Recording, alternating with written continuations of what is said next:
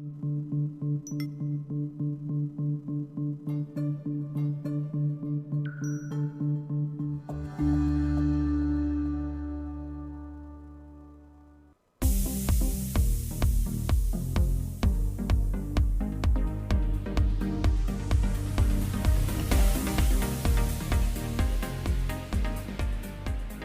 everyone, welcome to the Ask Dr. Be Good show, where we shine a light on all the neat things happening in public education. Today we're going to be talking to parents about something that's near and dear to my heart. I hope it's near and dear to your heart, and that is the need to keep charter schools moving forward and being thought of in a positive way.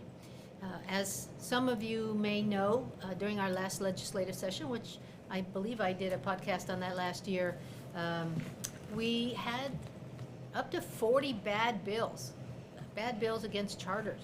Bills like wanting to take away our funding, or wanting to not give us any more funding, or bills to just strip us of different type of funding. So we know that if we have that much negative press within our legislative body, then we need to do better work in getting our legislators during the off time to think of us in a different way.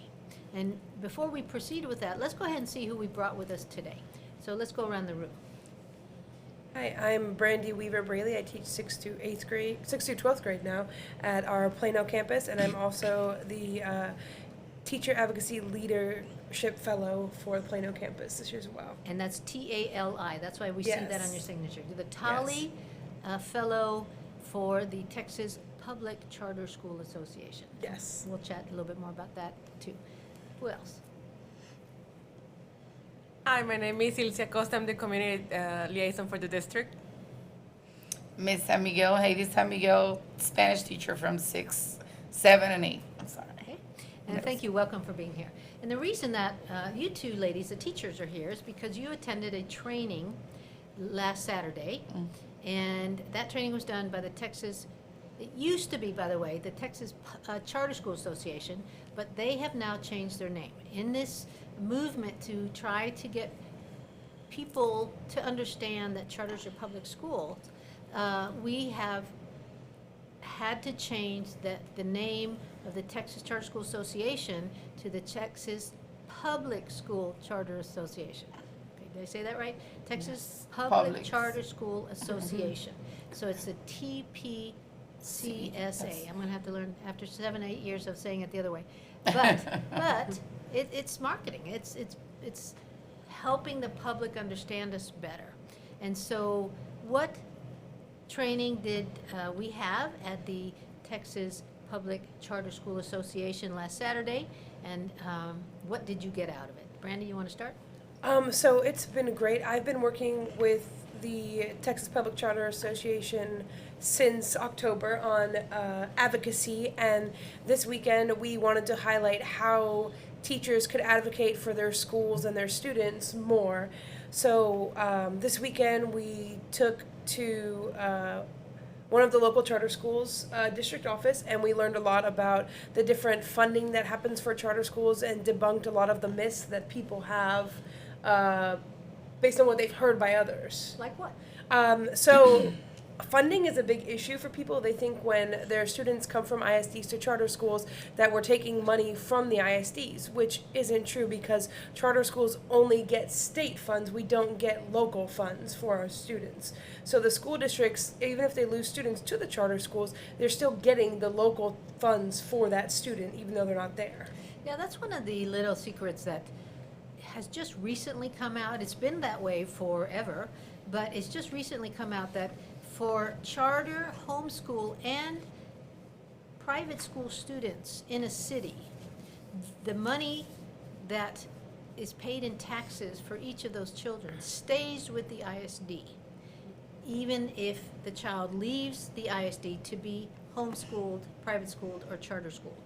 And so not as much money is leaving as what initially ISDs would have us believe. And second of all, the mentality of this is our money is an old-fashioned mentality. So if we think that the money that is carried with the child, and I hate to say belongs to the child, but is carried from place to place. So let's say that 2/3 of the money that the state pays an ISD for a child would then follow that child to the charter. So it's not the complete package, which is why the myth of charters getting more money than ISDs is totally not correct. Okay, what else did you learn? We learned a lot about where we can start advocating. So it starts with us locally. We need to be contacting our local officials and be getting our voice heard about charter schools and how beneficial they are for our students, as well as going to Austin and advocating, because the best thing we can do for our students is go to Austin and do the groundwork in that in-between time. It's not just during the legislative session, but when they are not in session, everyone's still there working. That's when the work gets done. And so it's important for us to go down there now and have our voices heard in order to help our students and stop the negative bills from being passed. That's right. Heidi, who did the training Saturday? Tree and Dr. Good. Here's what I'll say. I was very happy when Sri Medlock from Texas Public Charter School Association asked me to do the advocacy training, because frankly, that's what I've been doing the last several years. And so being able to highlight the things that we've been doing so that other districts can see it as doable, right? So I have Ilse Acosta here. She has been with us for several years. And Ilse, talk a little bit about some of the advocacy things that we've done in the past. In the past, we have done letters that the parents write for our legislators. So we send it to Austin. So the parents talk about how the charter school have changed their student, as well as we have done the rally. In 2018, April 2018, we went to Austin to rally with other charter schools, and thousands of parents, students, lawmakers, legislators participate in this rally. And because parents were not agreeing that we receive less money for the kids than a public school, and they think that their kids is just as important as the other kids in a regular ISDs. So I believe we couldn't go last year, and I'm not sure about this year, because the state of Texas has changed the STAR test to May, and the rally is always in May. And so it's April, been, May, yes. yeah, so it's been, we have a STAR test in April, and then we have STAR test in May. And so districts have been reluctant to get busloads of kids down. And so we're really having to relook at that. But I've been to a couple of rallies, and it's a very powerful, empowering moment for our parents and our students who go, because they're with other charter parents, and it's a lot of feel good, and it's good to know we're not alone in the fight, sort of thing. Anything else, Miss Heidi, that you learned about how to start thinking about advocacy and preparing for advocacy from last Saturday's training? Well, as we talked with some of the teachers that were there, we knew and we understand that parents has, I think, the mayor voice in this case is so, because they need to come and fight with us, because it's for the right of their kids. So majority of the school that we met and the teachers that we met there, they said every time parents are involved in those kind of campaigns, the results are different and positive. So I think, and even though as a teachers, I think every time we put parents involved in our classrooms, the product is always positive. So let me talk a little bit about why we should keep charter schools around. Right now, despite all the sort of misinformation, public charters send students to college at a higher rate than ISDs. All right, and so we have, for all students, it's 58% versus 54%. African American, we send 64% versus 51% in ISDs. Hispanic, 58% versus 48% ISDs. Economically disadvantaged, we send 60% versus 44%. And English language learners, we send 48% versus 28%. Wow. Special education, we send 43% versus 23%. And all of this is very easily found. If you want to find the information so that it can help your talk with others, the Texas Public Charter School Association has a link called Resources, and they have many one-pagers that sort of debunk myths, and they talk about funding and all of that. So let's see, why else should we keep charters? Public charters get students through college. So college completion for economically disadvantaged, statewide, charters do it at a 21 versus 18% rate. Dallas County, 19% versus 17%. Harris County, which that's Houston, I believe, that's 29% versus 19%. And Hidalgo County, which is south, I believe, is 38% versus 25%. Students better prepared for college. The college readiness indicators are higher, 74% versus 68% in ISDs. The TSI, which is the college prep test that our 8th graders take to see if they qualify for 9th grade college. That's a community college test. Our kids have a 54% passing rate versus 41%, and AP IB credit 32% versus 13% for ISDs.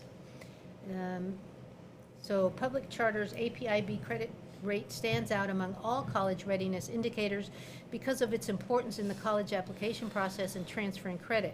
For instance, according to the UT Austin Office of Admissions, students can earn more points on their college applications if they earned AP IB credit, and students can also use AP IB credit to count towards their undergraduate degree.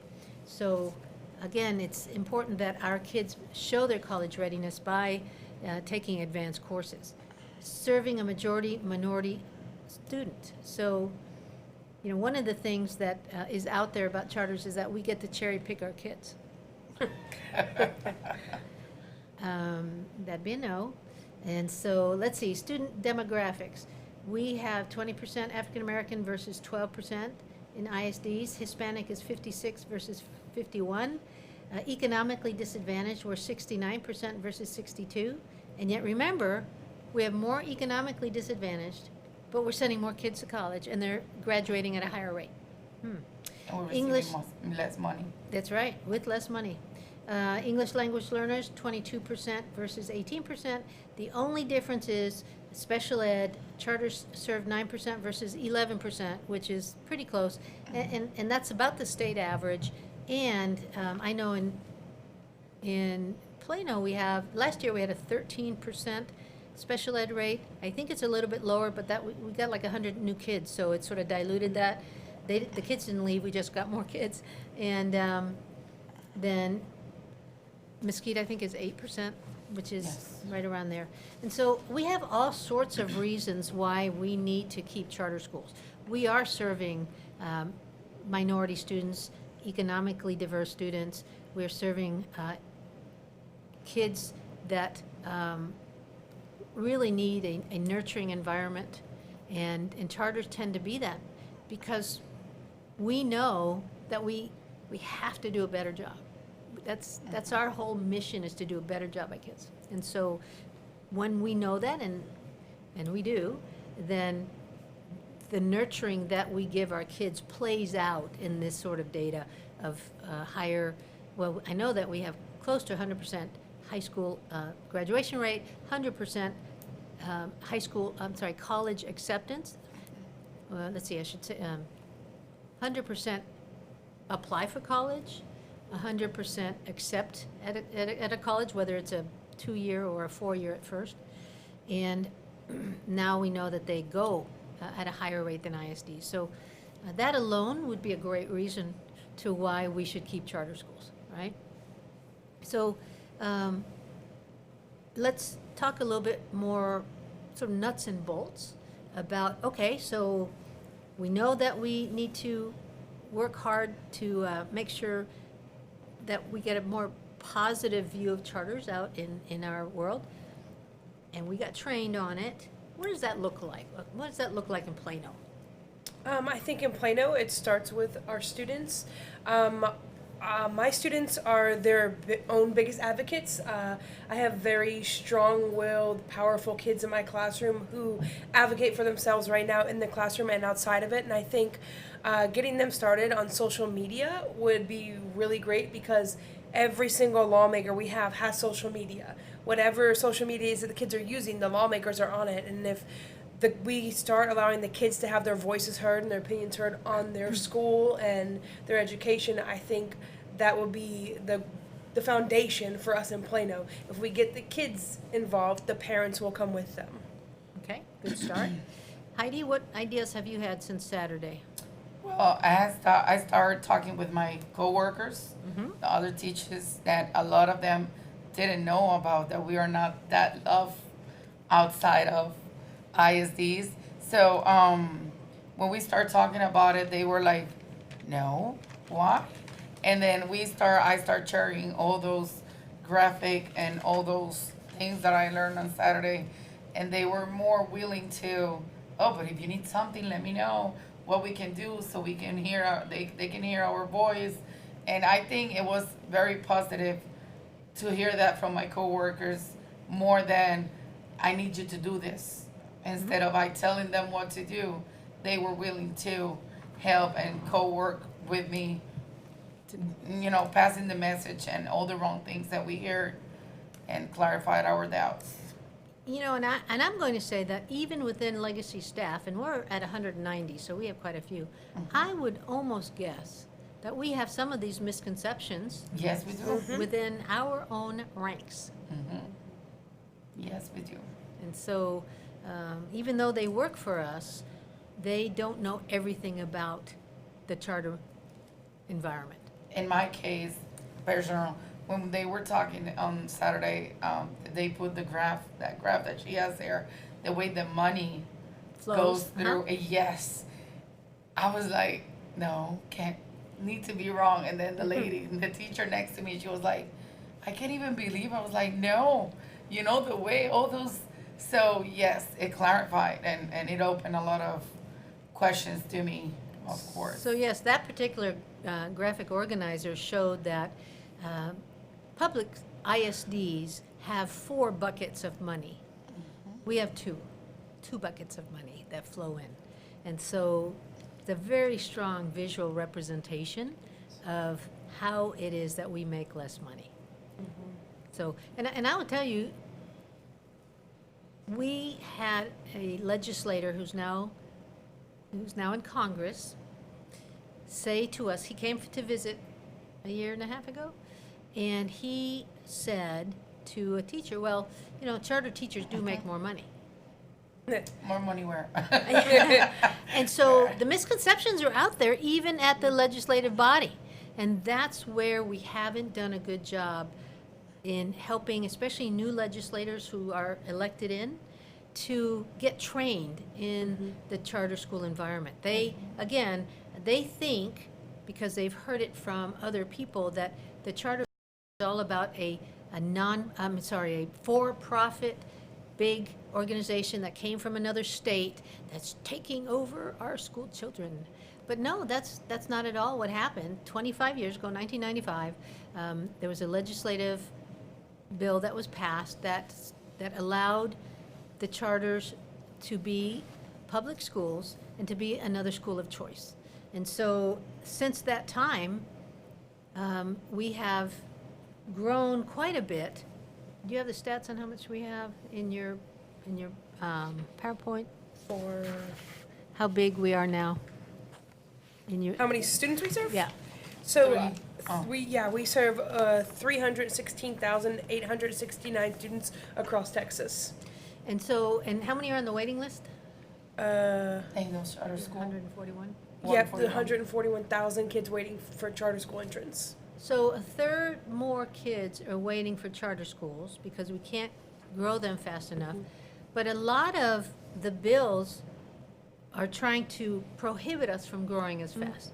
Some of the things that we talked about Saturday that many of you didn't know was that there are city councils, there are planning departments, city planning departments who have taken it on their own to try to not let charter schools open in the city of Dallas. And so part of what we're trying to do is to say, hey, if we have that many parents who still want charters because they feel like the local homeschool is not meeting their child's need, well then there's no law that gives them the right to prevent us from doing that. And yet they're what I say, overreach. They're taking laws that aren't there and making them work for them. So that's part of our work that we have to do. And here's what, I want to give compelling reasons why we need staff and parents to help us. I've been working this charter advocacy gig for several years. And what I mean by that is I go down to Austin, I go to meetings here in town, I'm on the listserv for several legislators, and they invite me to forums, I'm on their educational committees. I am a member, Legacy is a member of several Chamber of Commerces, and the chambers go down to Austin to advocate for chamber business, and I've done that for 2 sessions with the Plano Chamber, and I've even been to Washington with the Plano Chamber to advocate up there. And yet, with all the work that I'm doing, it's not enough. And also, ironically enough, the legislators, at least in the Plano area, they are pro-charters, okay? Jeff Leach, Matt Sheehan, Candy Noble, Angela Paxton, they are all for charters. The ones in the Mesquite area, not as much. And here's why that's important. And here's how we need to not let parties be the issue.